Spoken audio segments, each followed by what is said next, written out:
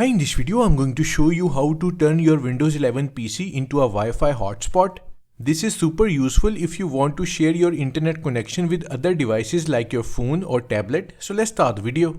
To turn on Wi-Fi hotspot on Windows 11, right click on the start menu icon and then click on settings. In the settings window, click on network and internet tab in the left sidebar. On the right panel, click on Mobile Hotspot option.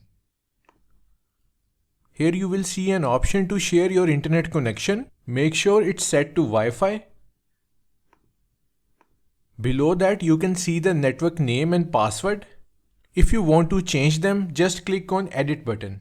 Once you are ready, toggle the switch at the top to turn on the mobile hotspot. So click on it.